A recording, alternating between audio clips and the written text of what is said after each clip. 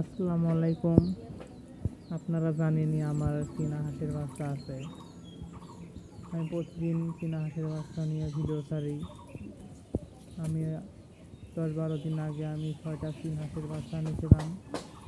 এই 6টা চীন হাঁসের বাচ্চা আমি ছোটো থেকে বড় যত্ন আপনাদেরকে ভিডিও তুলে ধরতে আমি অনেক চেষ্টা করব। দেখতে পাচ্ছেন প্রায় 14-15 দিন হয়ে গেল আমার চীন হাঁসের বাচ্চাগুলো। আমি খাবার তৈরি করতেছি, আপনারা দেখতে পাচ্ছেন। আপনারা নারিশ নামে একটা ফিড আছে, নারিশ কোম্পানির ফিডটা আপনারা নেবেন।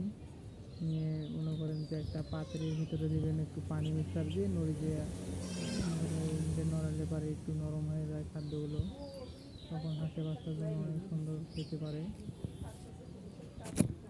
আপনারা দেখতে পাচ্ছেন এই যে আমি ক্যামেরাটা ঘোরালাম, খাদ্যটা তৈরি আমার জন্য।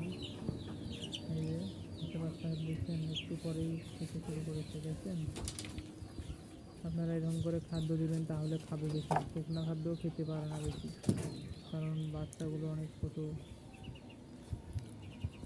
এর জন্য ভিটামিন আছে, আপনাদেরকে আমি ভিটামিনটা দেখাবো এরপরের ভিডিওতে। আপনারা আমার চ্যানেলটি সাবস্ক্রাইব করবেন।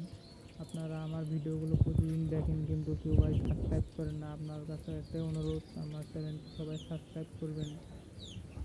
আপনার কাছ থেকে আমার অনুরোধ।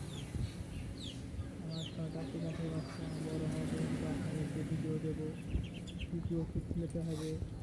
আর আপনারা সকালে আদার দেবেন একবার, দুপুরে একবার, সন্ধ্যায় একবার, কিন্তু 3বার আদার দিবেন, তাহলে বাচ্চাদের খাদ্য খাওয়ার একটা আগ্রহ থাকবে, একদম ভালো।